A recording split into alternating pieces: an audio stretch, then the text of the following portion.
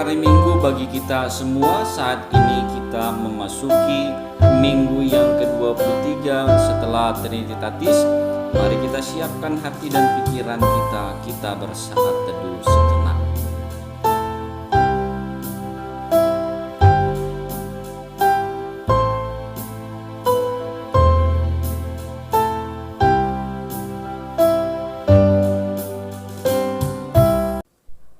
Marilah kita bernyanyi dari Kidung Jemaat nomor 454, ayatnya yang pertama sampai kepada ayatnya yang kedua.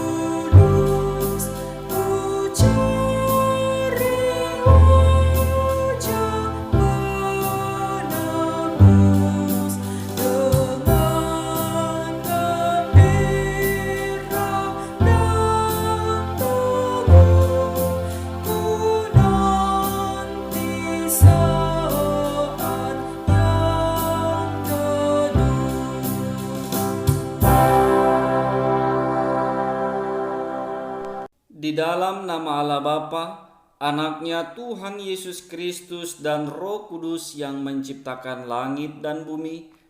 Amin. Demikianlah firman Tuhan Yesus, ajaranku tidak berasal dari diriku sendiri, tetapi Dia yang telah mengutus aku. Barang siapa mau melakukan kehendak-Nya, ia akan tahu entah ajaranku ini berasal dari Allah, entah aku berkata-kata dari diriku sendiri. Seperti yang dikatakan oleh kitab suci, dari dalam hatinya akan mengalir aliran-aliran air hidup. Haleluya, kita nyanyikan.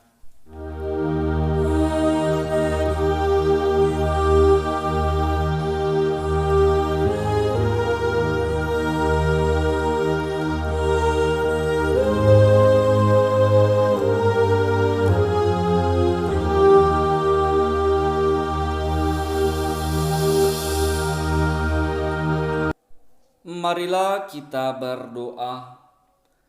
Ya Tuhan Allah Bapa kami yang Maha Pengasih, kami berkumpul di tempat ini memohon dari segenap hati kami. Kuatkanlah iman kami agar dapat memiliki cara hidup yang baik sesuai dengan kehendak-Mu. Jaga dan peliharalah kami sampai pada akhir hidup kami. Oleh karena anak-Mu Tuhan Yesus Kristus Tuhan kami. Amin. Marilah kita bernyanyi dari Kidung Jemaat nomor 10 ayat ayatnya yang pertama ditambah ayatnya yang kedua.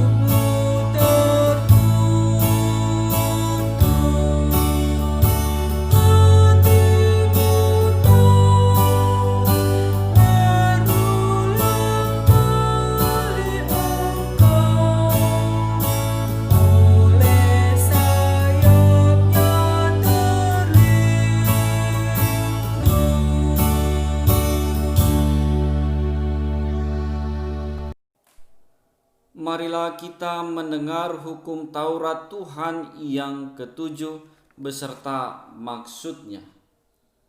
Jangan berzina. Maksudnya adalah kita harus takut serta kasih kepada Allah. Sebab itu kita harus senantiasa berhati suci serta bersikap sopan dalam kata dan perbuatan. Orang yang telah berumah tangga harus saling menghormati, saling mencintai, dan setia. Marilah kita sama-sama mohon kekuatan dari Tuhan Allah. Ya Tuhan Allah, kuatkanlah kami melakukan yang sesuai dengan hukum-Mu. Amin. Marilah kita bernyanyi dari Kidung Jemaat nomor 358, ayatnya yang pertama sampai kepada ayatnya yang kedua.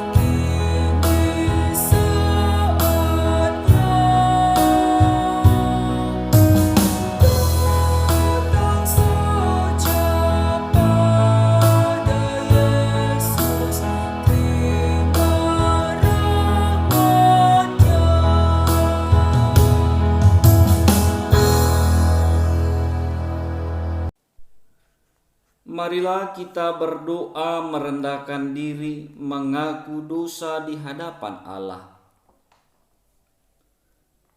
Ya Tuhan Allah, Bapa kami yang Maha Kuasa dan Pengasih, Engkau tidak berkenan akan kematian orang fasik, melainkan Tuhan berkenan kepada pertobatan orang fasik dari kelakuannya ke jalan yang benar, supaya ia hidup.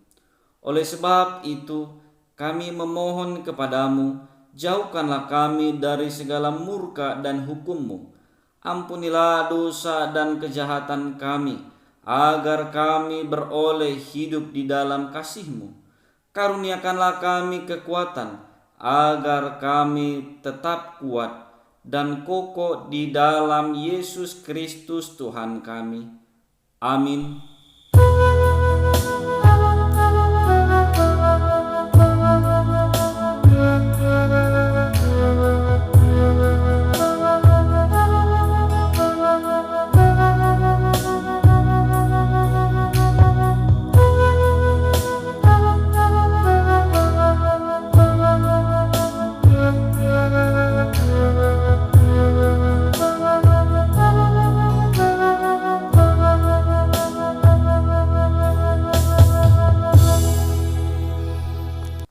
Marilah kita mendengar janji Allah atas pengampunan dosa kita.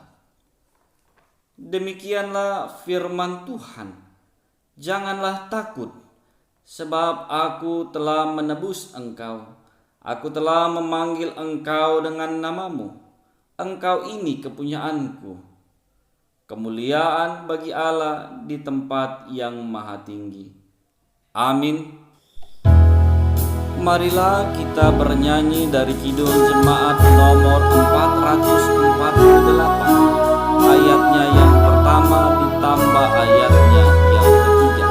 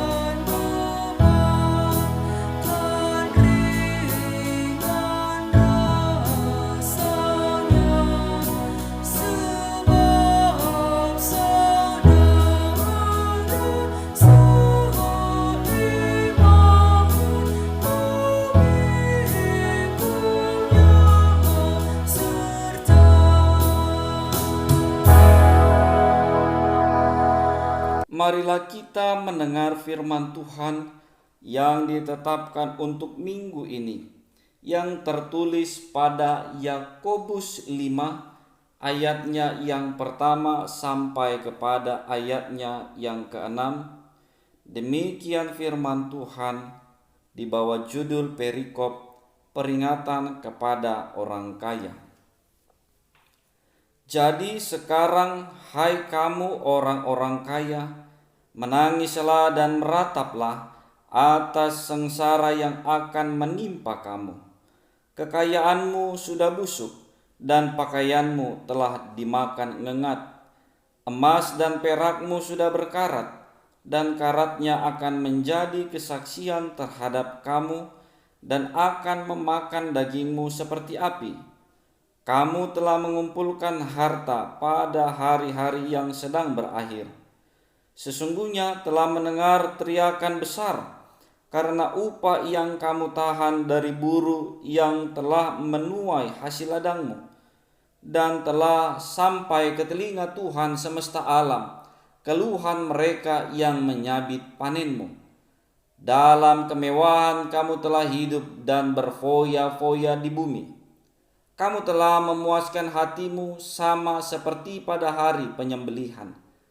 Kamu telah menghukum, bahkan membunuh orang yang besar, dan ia tidak dapat melawan kamu. Sedemikian jauh pembacaan firman Tuhan, tetapi hendaklah kamu menjadi pelaku firman dan bukan hanya pendengar saja.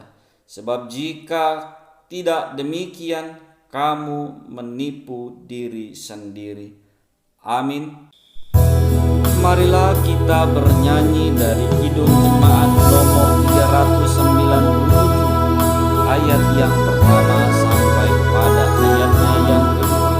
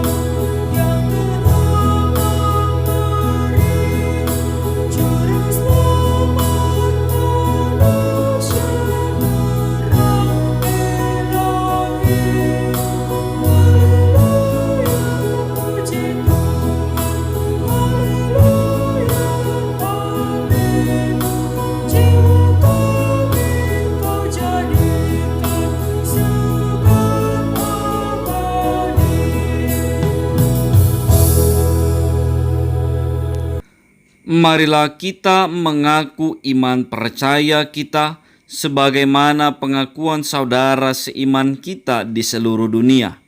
Kita bersama-sama mengucapkannya. Aku percaya kepada Allah, Bapa yang Maha Kuasa, Khalik langit dan bumi. Aku percaya kepada Yesus Kristus, Anaknya yang tunggal, Tuhan kita, yang dikandung daripada Roh Kudus, lahir dari anak darah Maria, yang menderita di bawah pemerintahan Pontius Pilatus, disalibkan, mati dan dikuburkan, turun ke dalam kerajaan maut, pada hari yang ketiga bangkit pula dari antara orang mati, naik ke surga, duduk di sebelah kanan Allah, Bapa yang Maha Kuasa. Dari sana akan datang kelak untuk menghakimi orang yang hidup dan yang mati. Aku percaya kepada Roh Kudus, adanya gereja yang kudus dan persekutuan orang kudus, pengampunan dosa, kebangkitan daging, dan hidup yang kekal. Amin. Marilah kita mendengar firman Tuhan yang menjadi dasar kita memberikan persembahan sebagaimana tertulis pada Amsal 11 ayatnya yang ke-24. Ada yang menyebar harta tetapi bertambah kaya. Ada yang menghemat secara luar biasa namun selalu berkekurangan. Amin. Marilah kita bernyanyi dari Kidung Jemaat nomor 289, ayatnya yang pertama ditambah ayatnya yang ketiga, sembari kita mengumpulkan persembahan kita.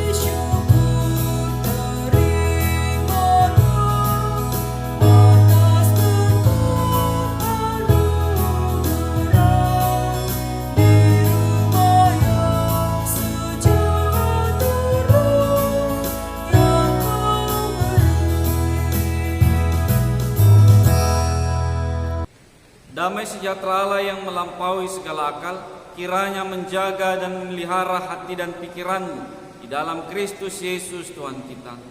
Amin. Jemaat yang terkasih, firman Tuhan yang menjadi perenungan bagi kita dikala kita memasuki minggu yang ke-23 setelah Trinitatis diambil dari Yeremia pasalnya yang ke-29, ayatnya yang pertama sampai kepada ayatnya yang ke-7. Demikian firman Tuhan. Beginilah bunyi surat yang dikirim oleh Nabi Yeremia dari Yerusalem kepada tua-tua di antara orang buangan, kepada imam-imam, kepada nabi-nabi, dan kepada seluruh rakyat yang telah diangkut ke dalam pembuangan oleh Nebukadnezar dari Yerusalem ke Babel. Itu terjadi sesudah Raja Yekonya beserta ibu suri, pegawai-pegawai istana, pemuka-pemuka Yehuda dan Yerusalem, tukang dan pandai besi telah keluar dari Yerusalem. Surat itu dikirim dengan perantaran Elasa bin Safan, Gemaria bin Hilkiah yang diutus oleh Zedekia, Raja Yehuda ke Babel, kepada Nebukadnezar, Raja Babel. Bunyinya, beginilah firman Tuhan semesta alam, Allah Israel, kepada semua orang buangan yang telah diangkut ke dalam pembuangan dari Yerusalem ke Babel. Dirikanlah rumah untuk kamu diami, buatlah kebun untuk kamu nikmati hasilnya. Ambillah istri untuk memperanakkan anak laki-laki dan perempuan. Ambilkanlah istri bagi anak-anakmu laki-laki, dan carilah suami bagi anakmu perempuan, supaya mereka melahirkan anak laki-laki dan perempuan, agar di sana kamu bertambah banyak dan jangan berkurang. Usahakanlah kesejahteraan kota kemana kamu aku buang, dan berdoalah untuk kota itu kepada Tuhan, sebab kesejahteraannya adalah kesejahteraanmu. Sedemikian jauh pembacaan firman Tuhan yang berbahagia mereka yang mendengar, merenungkan, dan yang melakukannya dalam kehidupannya sehari-hari. Jemaat yang terkasih dalam nama Yesus Kristus, sesungguhnya kebenaran firman Tuhan ini berbicara tentang satu kondisi, satu suasana di mana bangsa Israel yang dalam hal ini bangsa Yahudi jatuh ke dalam pembuangan Babel. Tentu muncul pertanyaan di dalam benak kita. Kalau Allah yang mereka sembah itu adalah Allah yang luar biasa, Allah yang senantiasa menjaga dan memelihara mereka sedemikian rupa, mengapa Allah membiarkan bangsa Israel yang dalam hal ini adalah bangsa Yahudi dibiarkan oleh Allah terbuang sedemikian rupa? Terbuang di dalam pembuangan Babel. Bangsa yang tadinya bangsa yang luar biasa berkatnya, bangsa yang begitu dipengaruhi dan mempengaruhi bangsa-bangsa lain. Kenapa dibiarkan oleh Allah terbuang? Apakah Allah tidak mengasihi bangsa ini sesungguhnya?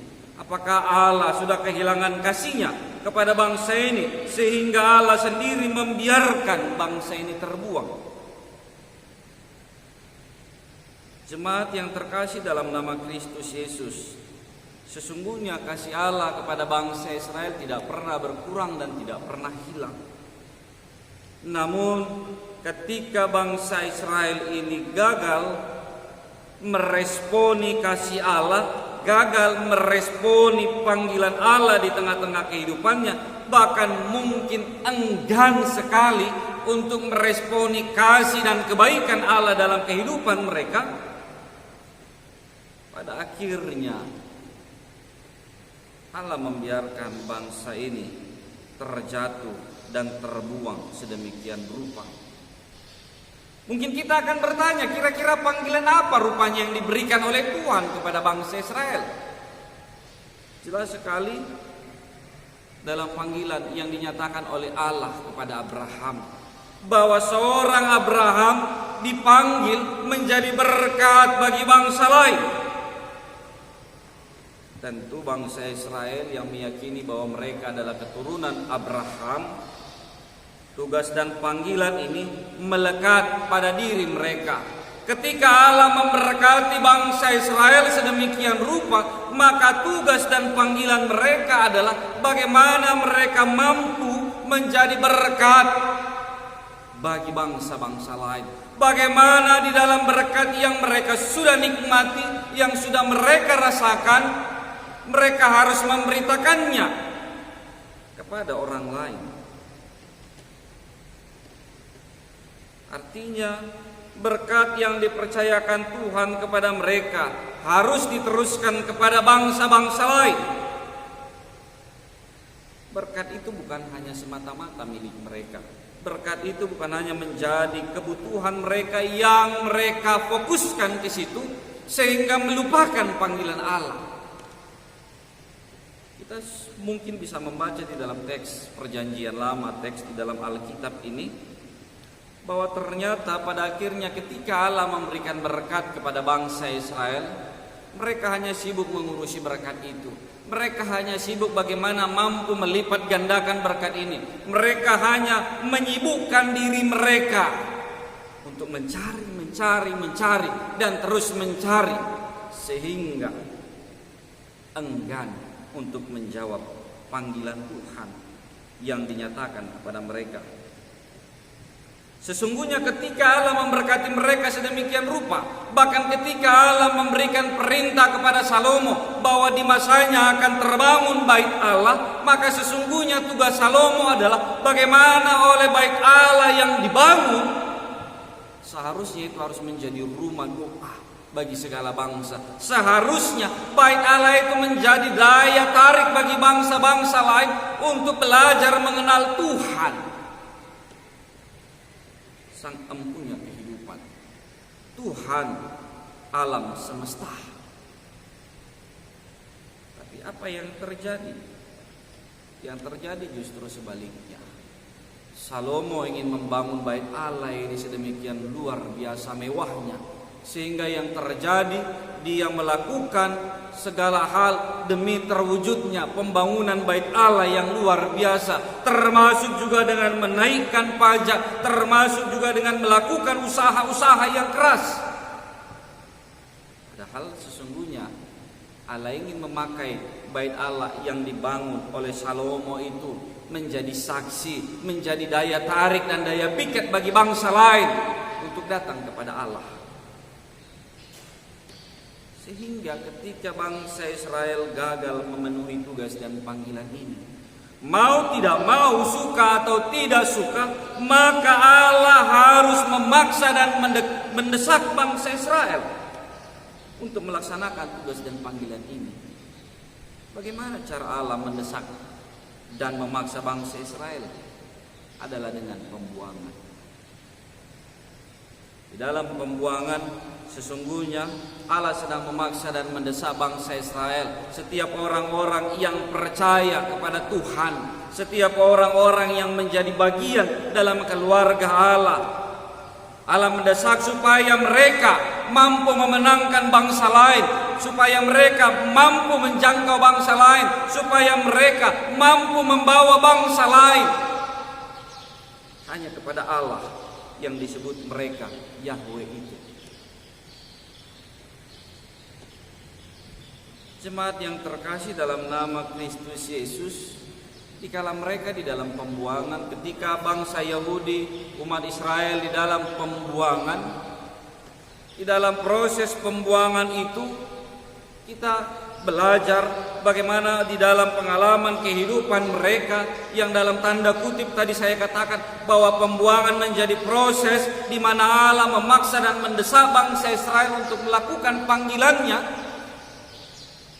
Kita belajar bagaimana juga di tengah-tengah kehidupan kita mampu memaknai tugas dan panggilan yang diberikan oleh Tuhan kepada kita pribadi lepas pribadi.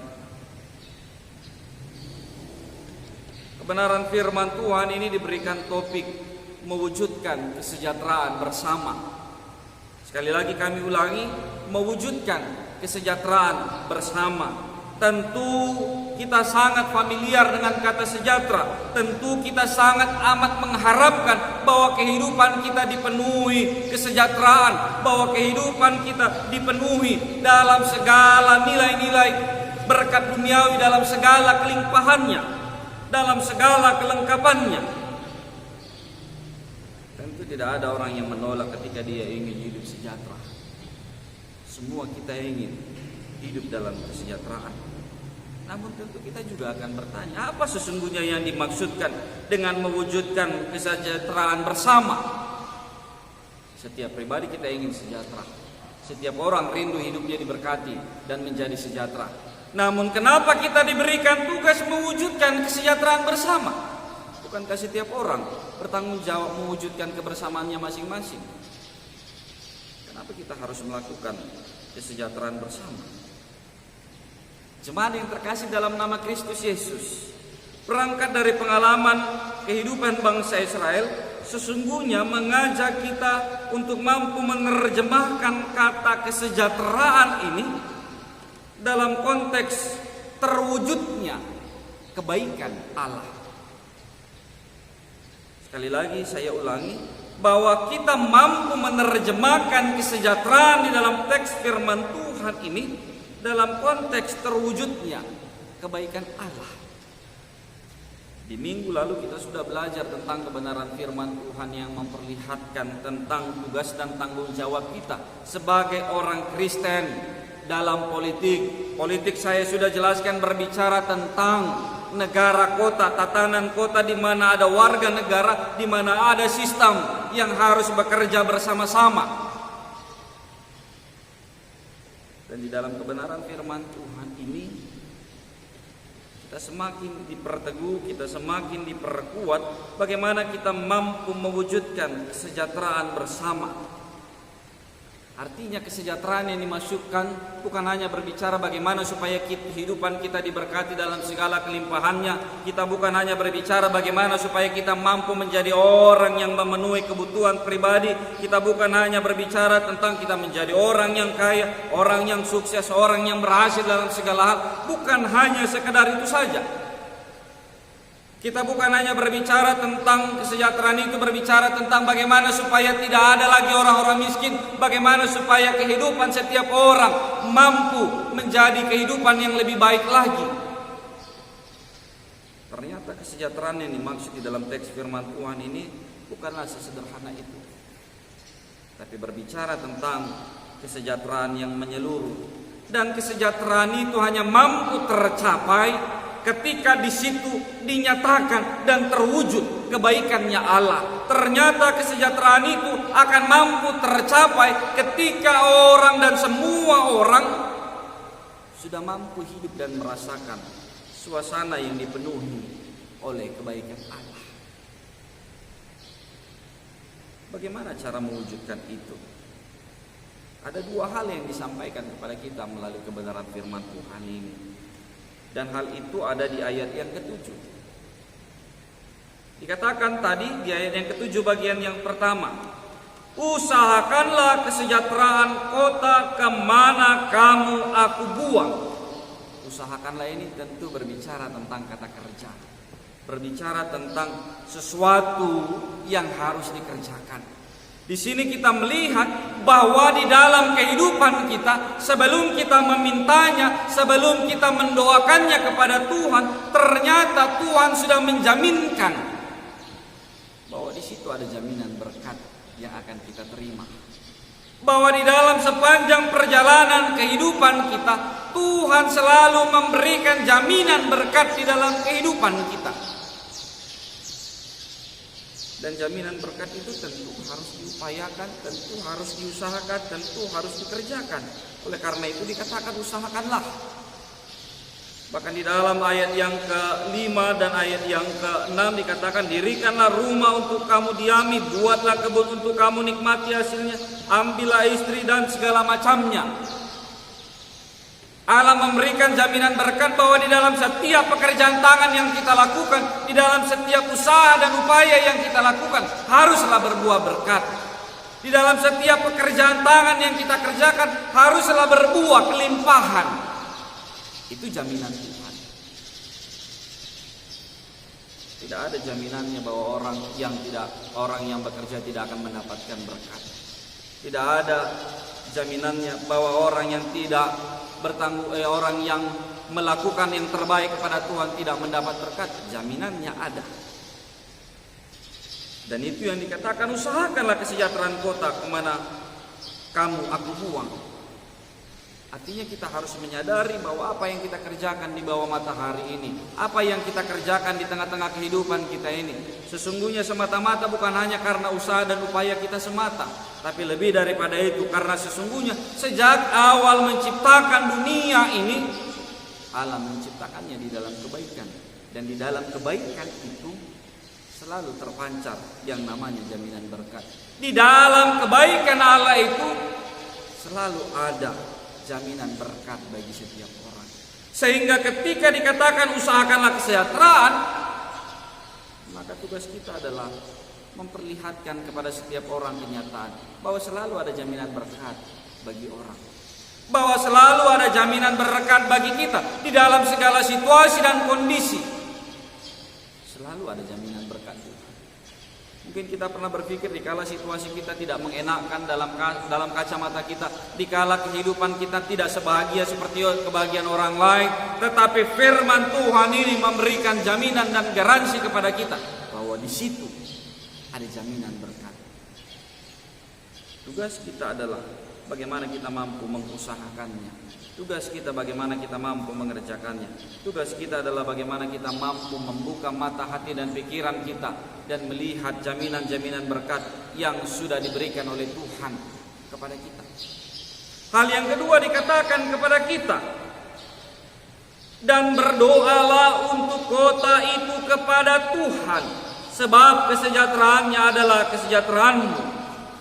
Kalau di bagian yang awal itu berbicara tentang jaminan berkat, maka di bagian yang kedua ini berbicara tentang bagaimana tanggung jawab kita memakai berkat Tuhan yang sudah dipercayakan kepada kita.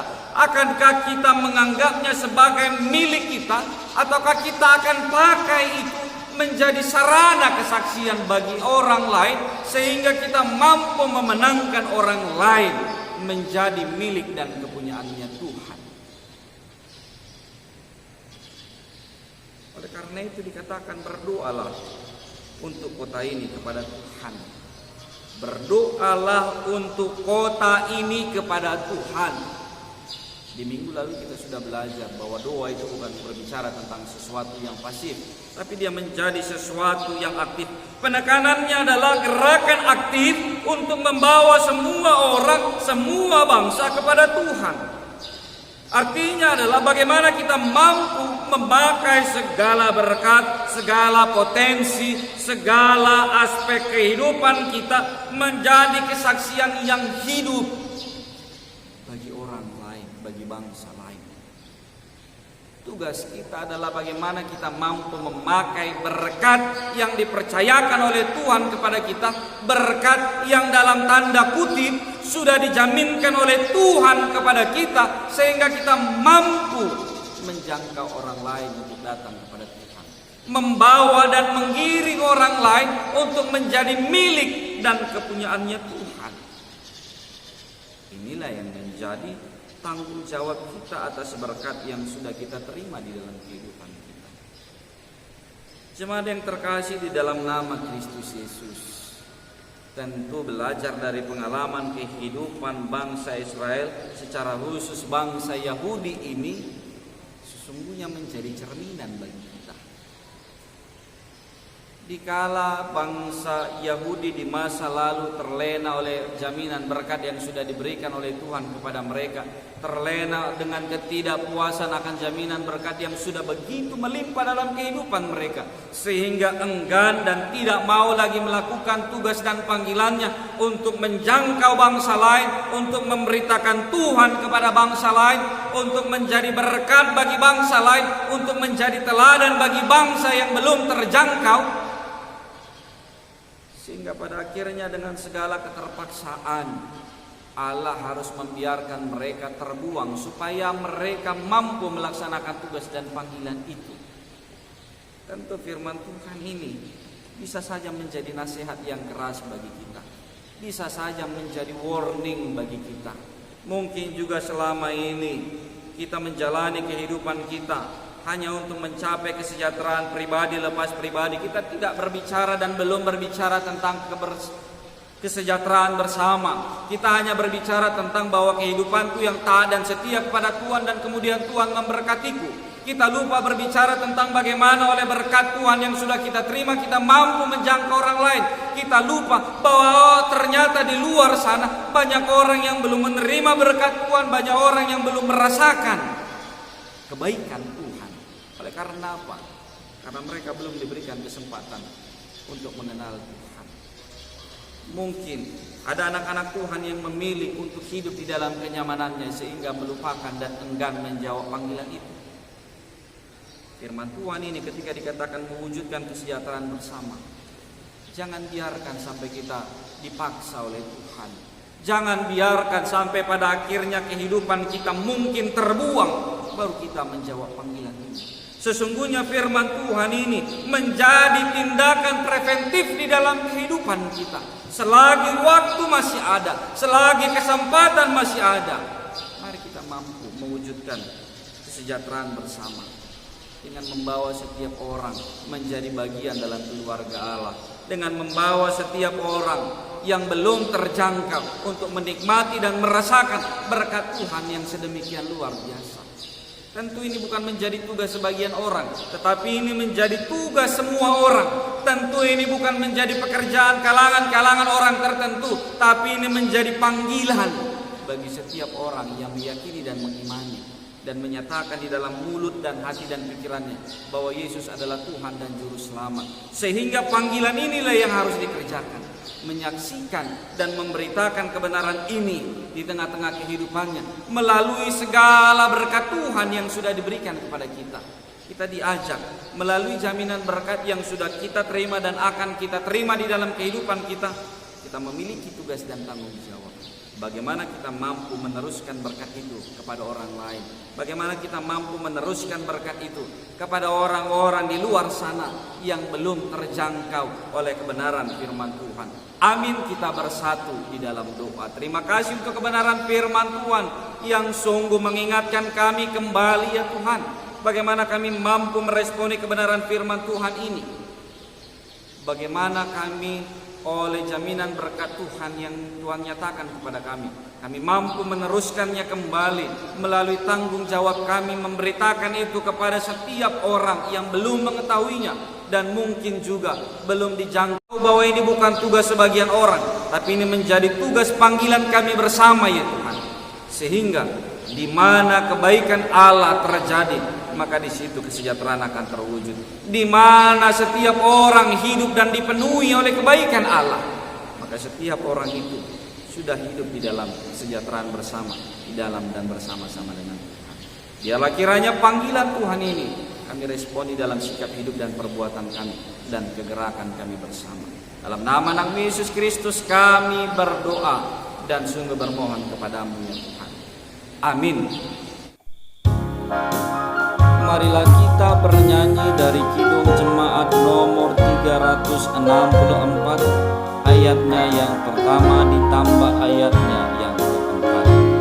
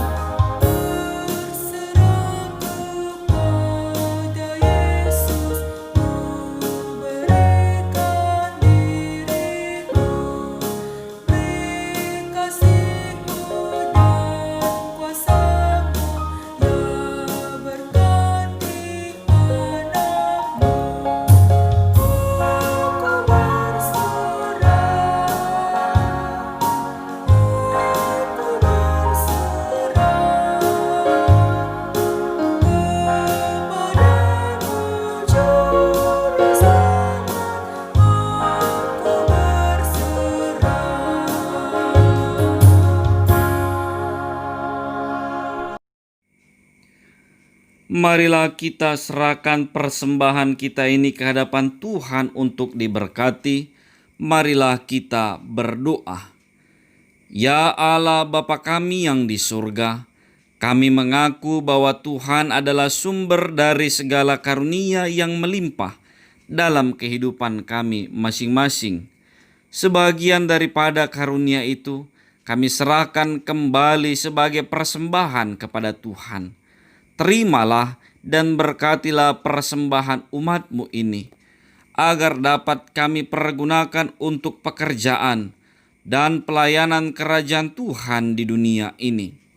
Bukalah hati kami untuk mengenal betapa banyak berkat dan karunia yang kami peroleh dari Tuhan, supaya kami senantiasa bersyukur kepadamu. Di dalam nama Yesus Kristus Tuhan kami.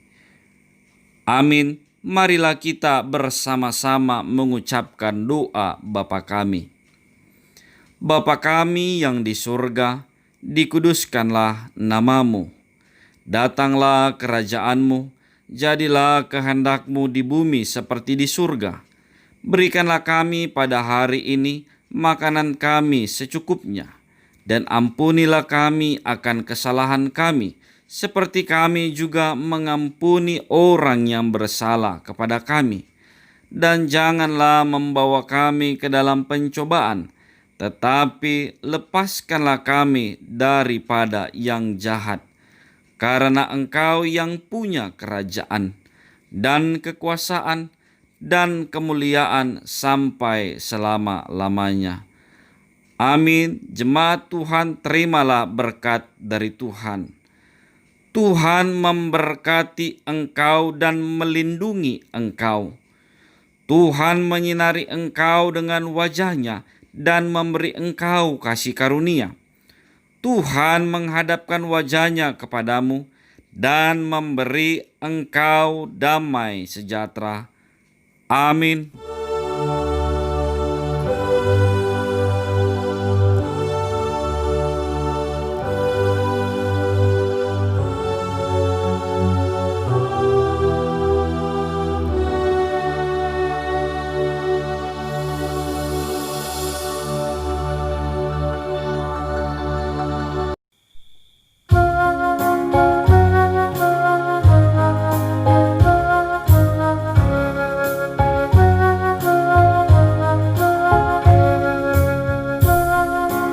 Selamat hari Minggu bagi kita semua jemaat yang terkasih dalam nama Kristus Yesus.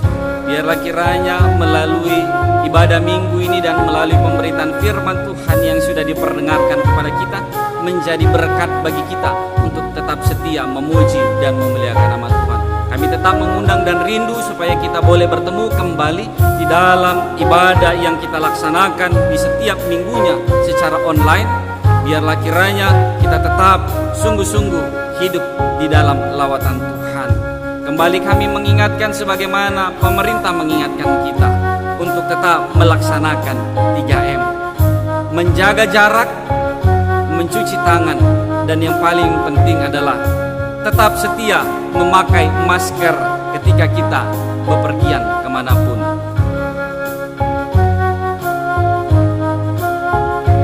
Tuhan Yesus memberkati.